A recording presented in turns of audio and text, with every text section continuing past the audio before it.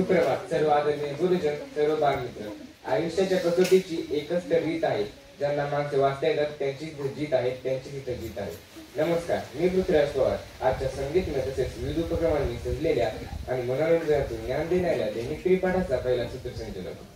कोणी कसंही वागलं तरी शाश्वत मात्र सत्य आहे. कोणी कसंही वागलं तरी शाश्वत मात्र सत्य आहे. हा केवळ सुविचार नाही, यात फार तथ्य आहे, यात फार तथ्य आहे.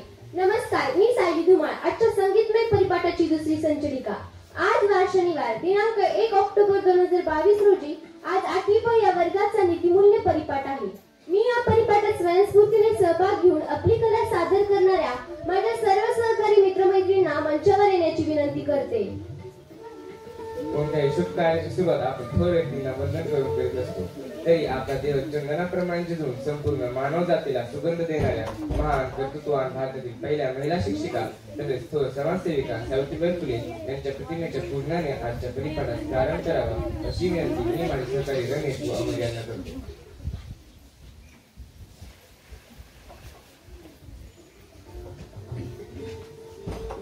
स्त्रियांच्या शिक्षणाची खरी सावित्री तूच कैवारी. स्त्रियांच्या शिक्षणाची खरी सावित्री तूच कैवारी. तुझ्याचमुळे शिकत आहे आज प्रत्येक नारी.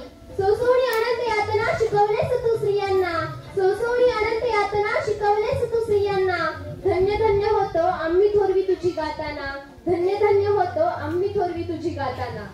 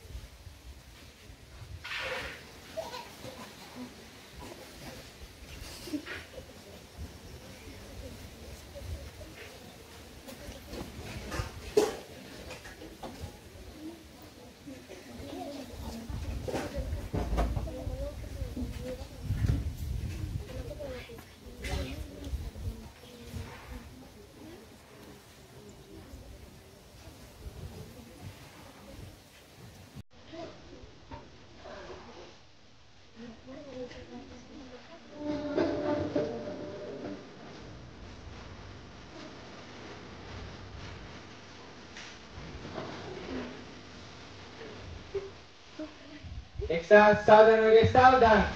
एक साथ विश्राम. एक साथ राष्ट्रगीत शुरू कर.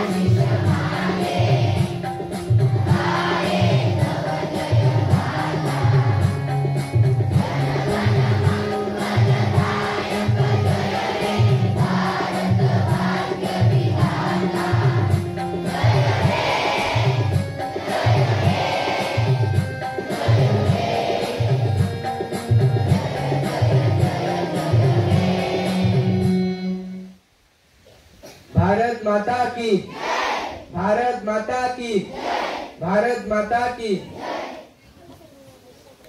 एक साथ प्रतिक्रिया के लिए तैयार होंगे, तैयार हो. एक साथ प्रतिक्रिया शुरू करेंगे, शुरू कर. भारत माझा देश आहे, सारे भारतीय माझे बांधव आहे. माझ्या देशावर माझे प्रेम आहे.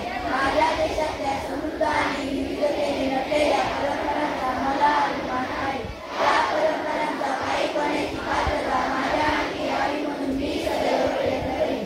मी माझ्या पालकांचा, गुरुजनांचा आणि वडीलधाऱ्या माणसांचा मान करेन आणि प्रत्येकाशी सौजन्याने वागेन. माझा देश आणि माझे देशबांधव यांच्याशी प्रतिज्ञा करीत आहे. त्यांचे कल्याण आणि त्यांची समृद्धी यातच माझे सौख्य सामील आहे. एक साथ प्रास्ताविका के लिए तैयार होंगे, तैयार हो. एक साथ प्रास्ताविका शुरू करेंगे, शुरू कर. आम्ही भारताचे लोक, भारताचे एक सार्वभौम, समाजवादी, धर्मनिरपेक्ष, लोकशाही, गणराज्य घडवण्याचा व त्याच्या सर्व नागरिकांना सामाजिक,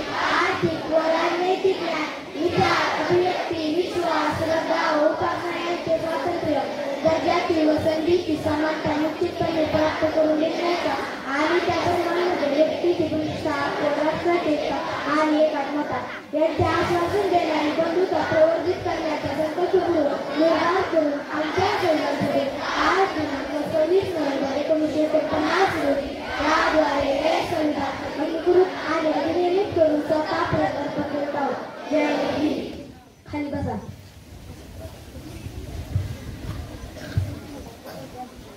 एखादे कार्य करण्यास आपण पूर्णपणे असमर्थ आहोत हे समजून आल्यानंतर आपण पूर्णतः ईश्वरावर भरोसा ठेवतो आणि या श्रद्धारूपी भावनेलाच आपण प्रार्थना म्हणतो.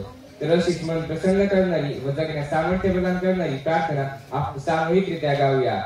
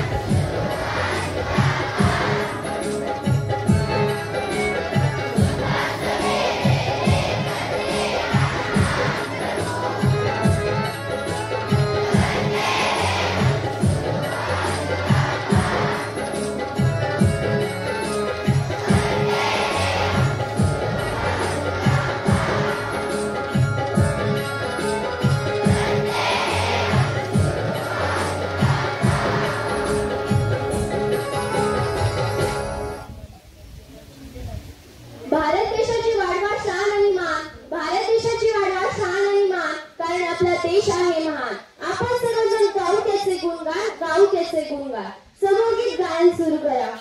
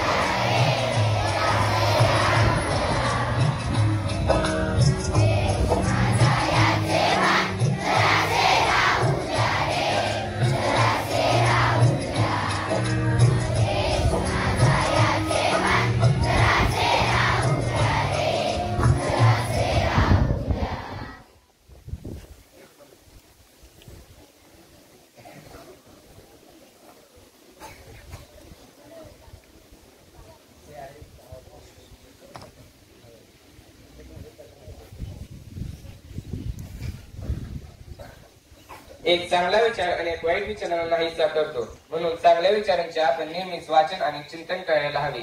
चांगल्या विचारातूनच चांगला मार्ग साधून आपणास यशस्वी जीवनाकडे जाण्याची नवी दृष्टी मिळते. तर असा जीवनात खरेपणाचे महत्व विषद करणाऱ्या एका सुंदर विचाराच्या सादरीकरणासाठी मी आमंत्रित करतो प्रजित घाया याला.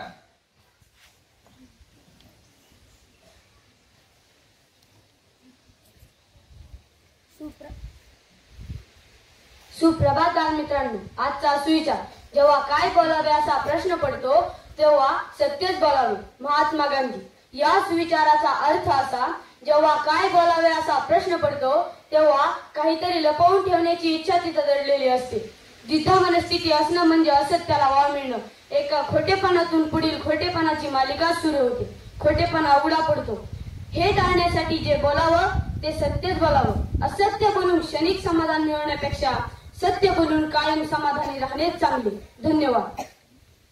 रामायण महाभारताच्या काळापासून ज्येष्ठ व्यक्ती लहानांना गोष्ट सांगण्याची परंपरा आहे. बोधकथेतून निश्चित असा ज्ञान किंवा बोध प्राप्त होतो. म्हणून आपल्या सर्वांना बोधकथा ऐकण्यास मनापासून आवडते. तर सुशांत पवार कडून ऐकूया बोधकथा लक्ष देऊनी. सुशांत पवार कडून ऐकूया बोधकथा लक्ष देऊनी. काय असेल पुढे उत्सुकता ठेवूनी. तर अशीच एक सुंदर व मोलाचा संदेश देणारी बोधकथा घेऊन येत आहे सुशांत पवार.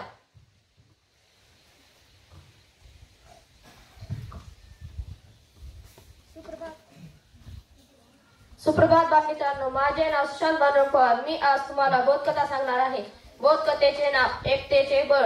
एका गावात एक सुतार राहत होता. तो दररोज जंगलात जात असे. एके दिवशी तो जंगलात जात असताना त्याला एका खड्ड्यात कुत्र्याचे पिल्लू पडलेले दिसले. त्याने त्या कुत्र्याच्या पिल्लाचा जीव वाचवला. त्या सुताराला त्या कुत्र्याच्या पिल्लाचा लळा लागला. ते दोघेही त्या खड्ड्यापाशी येऊन दररोज भेटत असे. हे पाहून तेथील सर्व जंगली कुत्रे त्याच्याजवळ येत असत. पण त्यांना एक वाघ नेहमी त्रास देत असत. त्यांच्यावर तो दररोज हल्ला करत असत. सुताराने एक योजना आखली. ते नेहमीप्रमाणे वाघ डोंगराच्या माथ्याजवळ आला.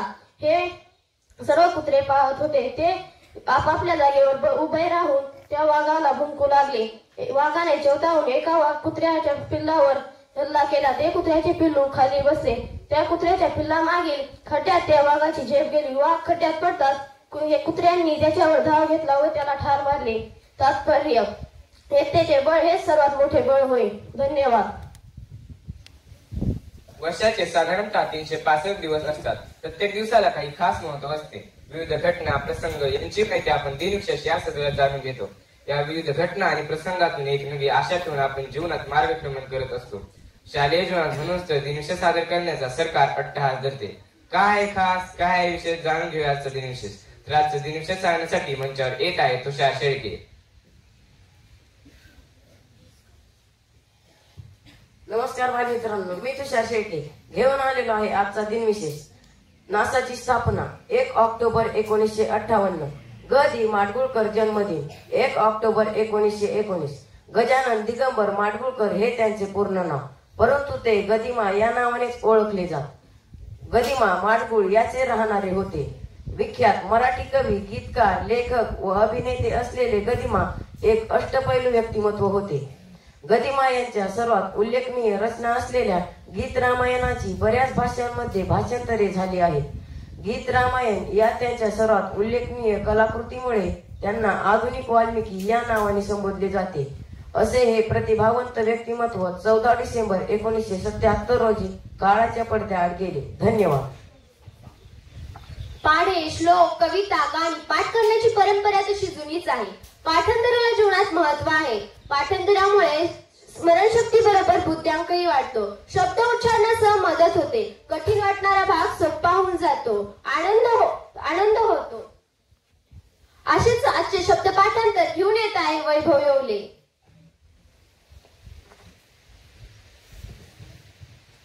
सुप्रभात बालमित्रांनो. मी वैभव येवले. आजचे पाठांतर. शब्दसमूहाबद्दल एक शब्द.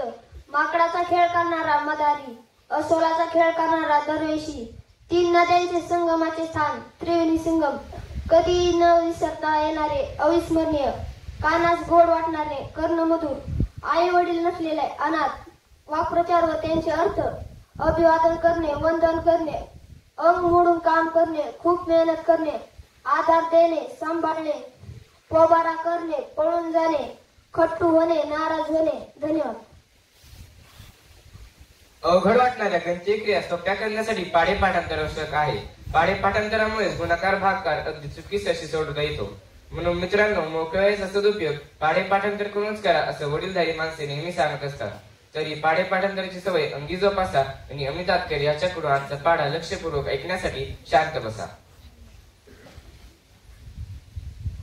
सुप्रभात बालमित्रांनो, मी अमित तात्करे आज घेऊन आलेलो आहे दिनांक तो पाढा 8/1/8, 8/2/16, 8/3/24, 8/4/32, 8/45, 8/6/8, 8/7/56, 8/8/64, 8/9/72, 8/82. धन्यवाद. अनेक महान नेते, संत, शास्त्रज्ञ, थोर विभूतांनी आपल्या भारतीय संस्कृतीचे महत्त्वाचे जतन केले आहे. त्यांच्या समाजोपयोगी राष्ट्रहिताच्या श्रेष्ठ कार्याचा आपण सदैव अभिमान बाळगतो.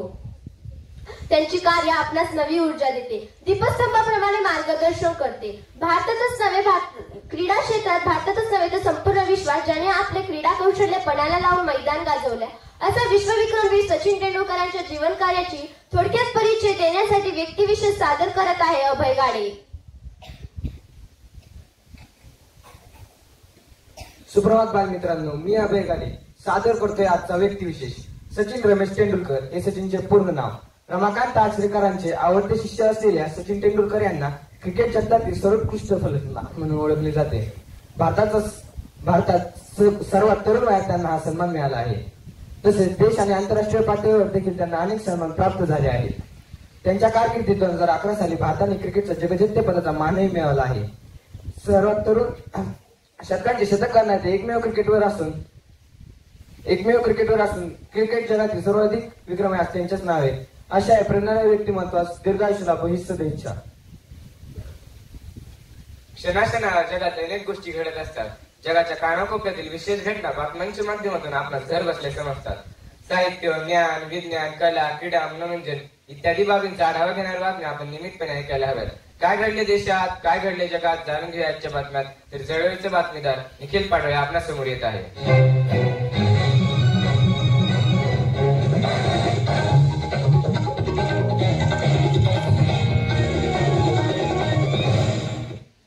नमस्कार, मी निखिल पाटोळे आजच्या ठळक बातम्या देत आहे.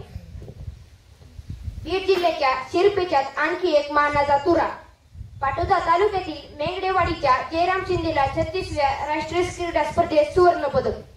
मराठवाड्यात गेल्या 2 दिवसांच्या अतिवृष्टीमुळे पिकांचे मोठे नुकसान, शेतकऱ्यांच्या अडचणीत वाढ. बीडच्या सर्वांगीण विकासासाठी कटिबद्ध. निधीची कमतरता पडू देणार नसल्याचे पालकमंत्री अतुल सावे यांचे प्रतिपादन. या पुढील बातम्या जाहिरातीनंतर.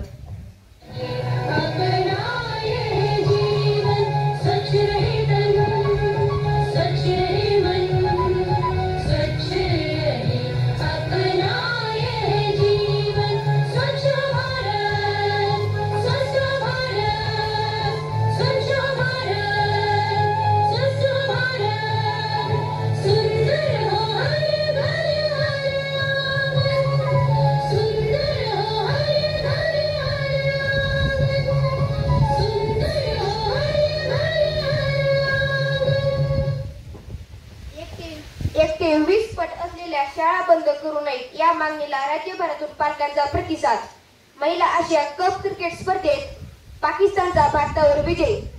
गुणतालिकेत मात्र भारत अव्वल स्थानावर. आज भारत आणि दक्षिण आफ्रिका यांच्यात रंगणार दुसरा एकदिवसीय क्रिकेट सामना. याचबरोबर आपल्या ठळक बातम्या संपल्या. धन्यवाद. कविता गायन सर्वांनाच आवडते. कविता गायनातून सूर, ताल, लय यांचे ज्ञान प्राप्त होते.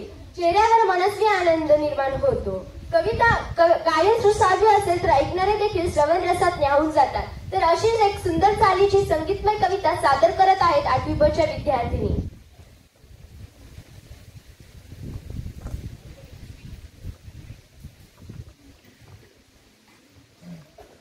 सुप्रभात बालमित्रांनो, आजची कवितेचे नाव गे मायभू तुझे मी फेडीन पांग सारे आणि आरतीला हे सूर्य चंद्र तारे. आई तुझ्या पुढे मी आहे अजून ताना, शब्दात सोड माझ्या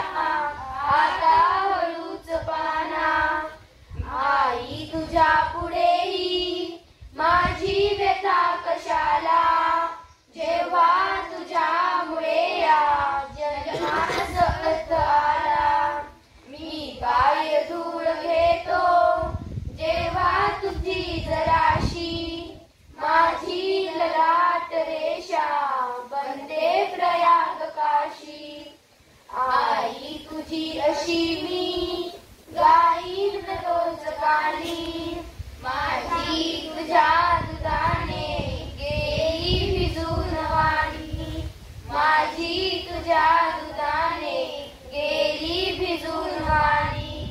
धन्यवाद.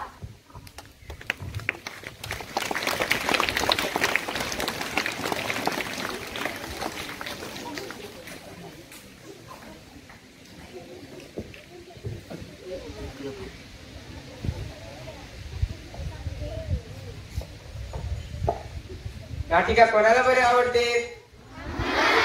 पाहिजे तुम्हाला नाटिका? शांत बसून ऐकणार पाहणार का?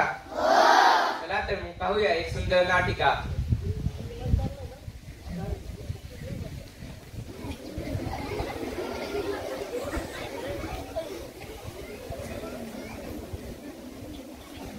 सुप्रभात बालमित्रांनो, मी धनश्री पवार. आजच्या संवादात मी मुलाच्या आईच्या भूमिकेत आहे.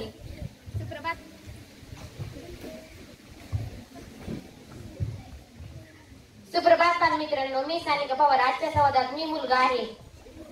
सुप्रभात बालमित्रांनो, मी मयुरी जाधव. आजच्या संवादात मी संचलिकेच्या भूमिकेत आहे. सुप्रभात बालमित्रांनो, मी साक्षी डोंगर. आजच्या संवादात मी मुलीच्या भूमिकेत आहे. सुप्रभात बालमित्रांनो, मी दिव्या पवार. आजच्या संवादात मी मुलाच्या वडिलाच्या भूमिकेत आहे. सुप्रभात बालमित्रांनो, मी आदित्य उंडे. आजच्या संवादात मी मुलीच्या आईच्या भूमिकेत आहे. सुप्रभात बालमित्रांनो, मी फातिमा रिपशे. आजच्या संवादात मी मुलाच्या बहिणीच्या भूमिकेत आहे. सुप्रभात बालमित्रांनो, माझे नाव श्रेया गुजर. आजच्या संवादात मी शास्त्रीजीच्या भूमिकेत आहे. मुलगी आपल्या वडिलांवर किती जीवापाड प्रेम करते ना, आणि वडील सुद्धा आपल्या मुलीवर जीवापाड प्रेम करतात. एक ना एक दिवस आपल्या मौल्यवान रत्नास लग्नरूपी समारंभात कन्यादान करतात. पण नंतर ती खरंच सुखी असते का, विचारा मनाला. नाही हेच उत्तर येते. याचे कारण आहे हुंडाबळी. पैशासाठी नाही, मुलीची कदर. अशाच 8वी पट विद्यार्थिनी घेऊन येत आहेत दमदार स्नेहाद्वारे हुंडाबळी नाटिका. चला तर जोरदार टाळ्यांनी स्वागत करूया 8वी पटच्या विद्यार्थिनींचे.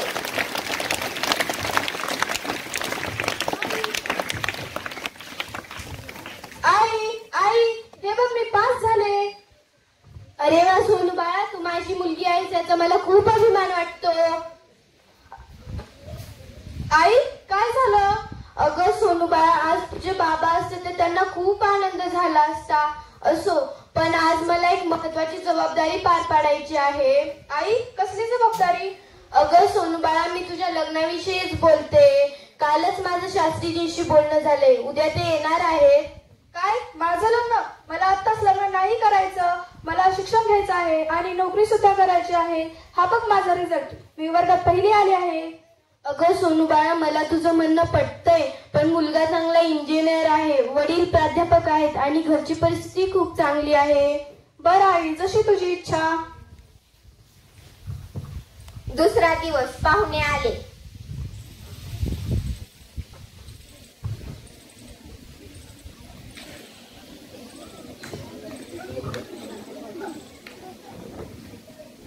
या मंडळी बसा. बरं मंडळी, प्रवासात काही त्रास तर नाही ना झाला? नाही, आमचा प्रवास खूप छान झाला.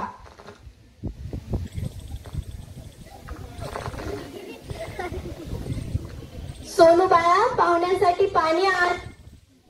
शी, या घरात किती शेणाचा वास येतो ग.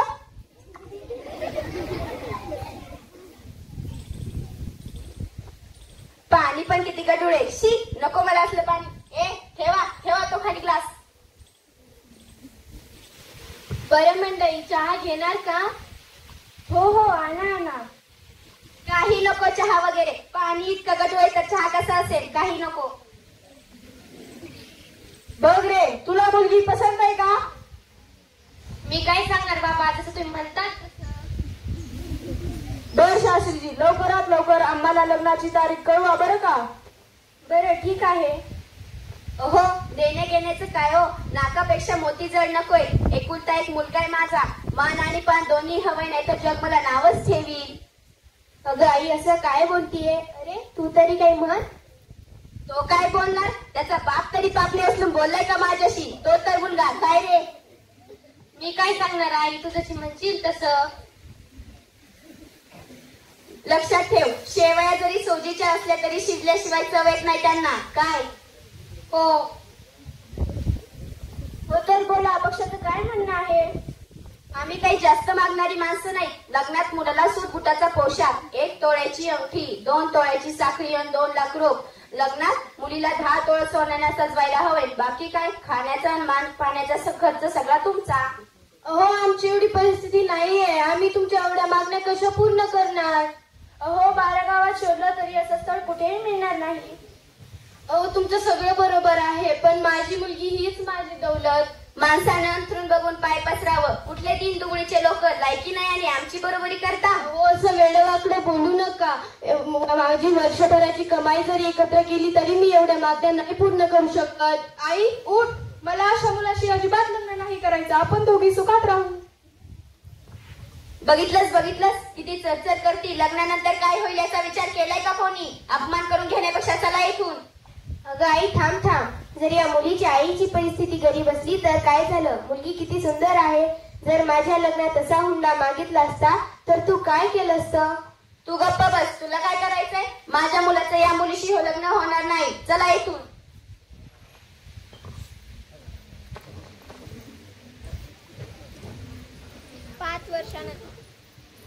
5 वर्षानंतर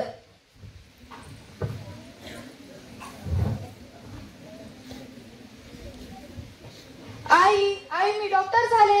अरे वा सोनू बाळा, तू आज मला खूप आनंदाची बातमी दिलीस. आई, एक सांगायचं राहिलं. उद्या माझ्या आपल्या गावकऱ्याच्या हस्ते सत्कार आहे. चल तर मग तयारी करूयात. हो चल. दुसरा दिवस, सत्काराचा दिवस.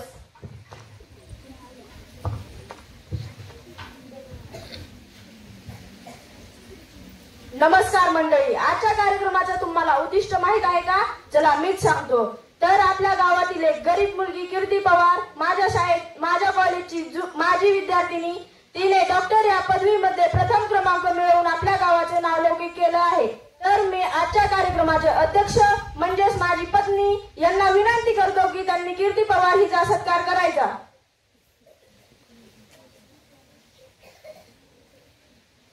सर्वांनी जोरदार टाळ्या वाजवायच्या आहेत.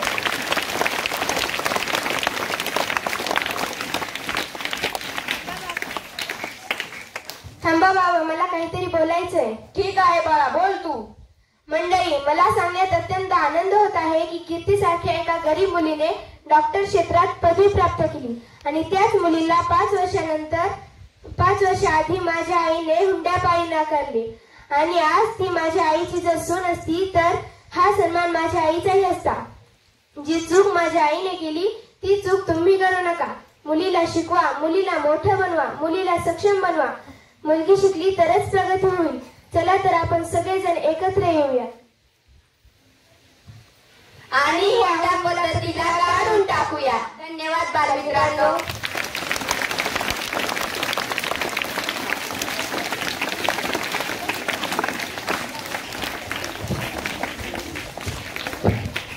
विविध क्षेत्रात स्वतःच्या कर्तृत्वाचा ठसा उमटून रसिक प्रेक्षकांच्या मनावर अधिराज्य गाजवणाऱ्या काही खास व विशेष व्यक्तींच्या मुलाखती परिपाठातील जरेवाडी कट्टा या विशेष उपक्रमात आपण घेत असतो. या व्यक्तींचे बालपण कसे झाले, ते कसे व कुठे शिकले, त्यांना या क्षेत्राची आवड कशी निर्माण झाली, यासारख्या अनेक प्रश्नांची उत्तरे व माहिती जाणून घेण्यासाठी आता सज्ज व्हा, कारण आपल्या सर्वांच ऐकायचं आहे जरेवाडी कट्टा.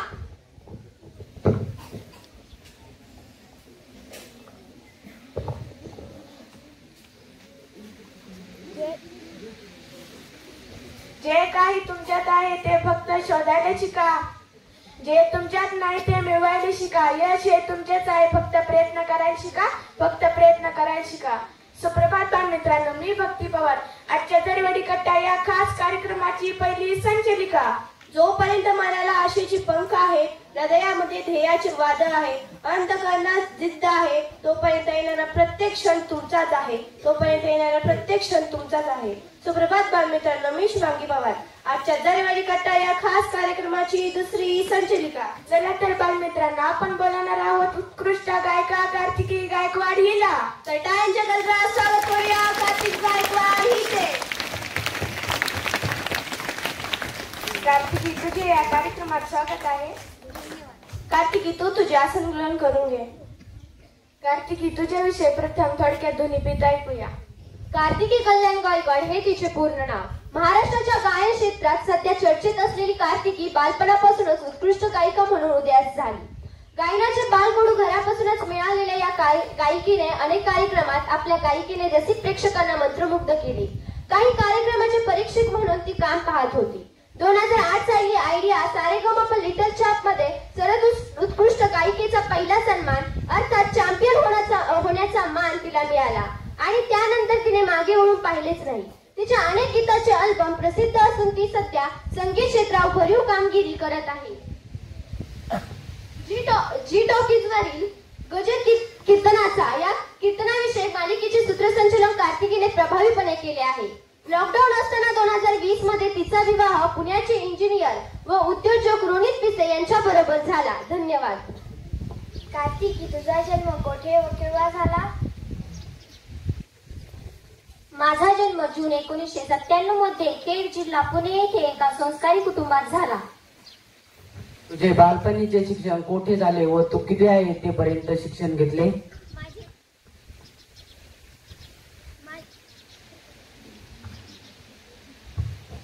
माझे बालपणीचे शिक्षण आळंदी येथे एका शाळेत झाले.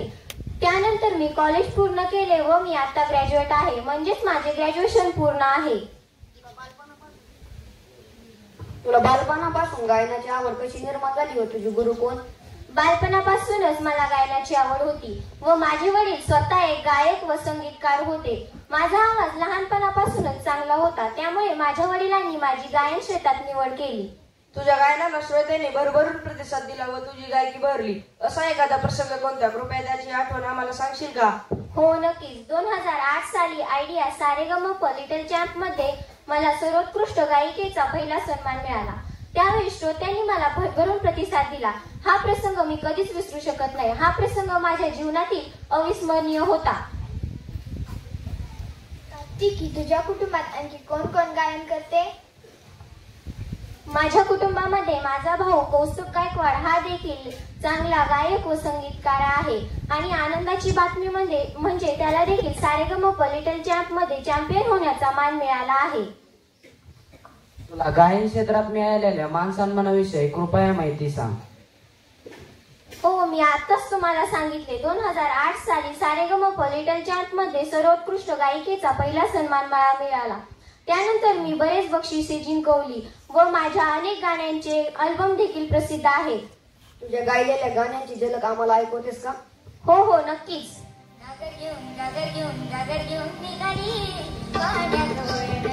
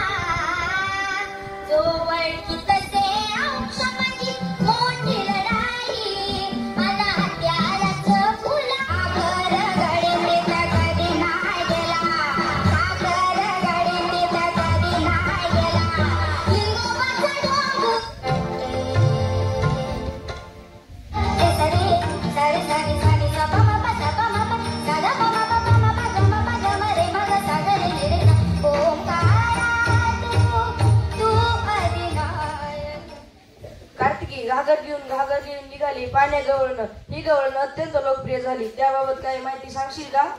हो, संत एकनाथ महाराजांनी रचलेली ही गवळण संपूर्ण महाराष्ट्रात प्रसिद्ध झाली. याचं कारण म्हणजे माझ्या वडिलांनी याला विशेष अशी चाल लावली होती. माझ्या वडिलांनी ही गवळण मला चांगल्या प्रकारे शिकवली व माझ्या आवाजाने आणि संगीताने ही गवळण खूपच प्रसिद्ध झाली. मला आठवतंय, मी एकदा एका कार्यक्रमात गेले होते. त्यावेळेस तिथली मुलं मला घागरीवाली मुलगी आली असे म्हणत होते. हे ऐकून मला खूप आनंद झाला. आमच्या विद्यार्थ्यांना या मुलाखती माध्यमातून काय संदेश देशील? विद्यार्थ्यांनो, अभ्यासाबरोबरच स्वावलंबी, श्रम, सेवा, सहकार्य आणि त्याग ही जीवन मूल्ये शिकायला हवीत. शिक्षकांनी शिकवलेल्या प्रत्येक गोष्टीचा उपयोग आपल्याला पदोपदी होतो. त्यामुळे शिक्षकांच्या आज्ञेचे पालन करा. कार्तिकी, तू आमच्या कार्यक्रमात आलीस व आमच्या विद्यार्थ्यांशी दिलखुलास गप्पा मारल्या, त्याबद्दल तुझे मनपूर्वक आभार. धन्यवाद कार्तिकरांना. पुन्हा भेटूया अशा कार्यक्रमात. शालेय जीवनात वाचनास अनन्यसाधारण महत्व आहे. वाचनाशिवाय विषयांचे ज्ञान प्राप्त होत नाही. विषयांचे ज्ञान प्राप्त होणाऱ्यालाच गुण आणि मानही मिळतो. त्यासाठी आपण विषय समृद्ध घेत असतो. पाहूया कोणी किती वाचन करून विषय समृद्ध केला आहे ते. विषयांची तयारी झाली कशी? ज्ञानेश्वर कडून तपासू जराशी. तर आजची विषय समृद्ध घेण्यासाठी मी आमंत्रित करतो ज्ञानेश्वर स्थानक याला.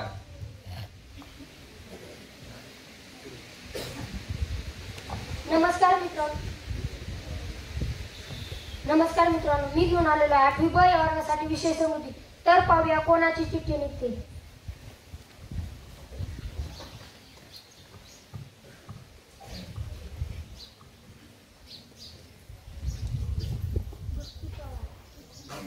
भक्ती पवार.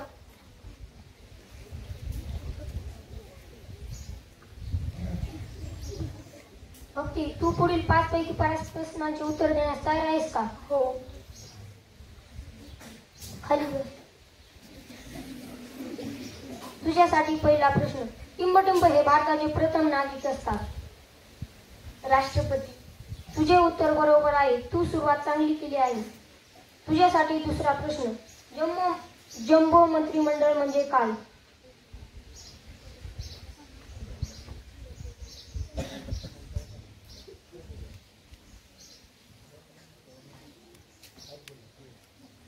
तुझे उत्तर चुकलेले आहे. तुझ्यासाठी तिसरा प्रश्न. सर्वोच्च न्यायालयाच्या मुख्य न्यायाधीशास काय म्हणतात?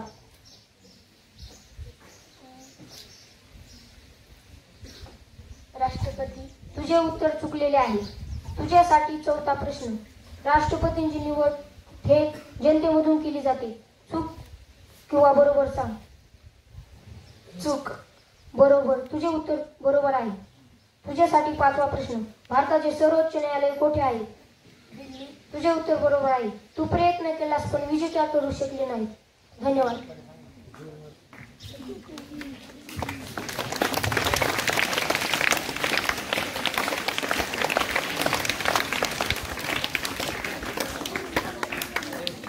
आज आमच्या 8वी ब च्या सर्व सहकाऱ्यांनी दिलेल्या संधीचे सोने करण्यासाठी उत्कृष्ट परिपाठ सादर करताना प्रयत्नांची पराकाष्ठा केली. यश अपयश एकाच नाण्याची बाजू असतात. म्हणतात ना, यशाने हरवून जाऊ नये आणि अपयशाने खचून जाऊ नये. तर आजच्या परिपाठातून यशा अपयशाची जाणीव ठेवीत भविष्याकडे वाटचाल करत राहूया.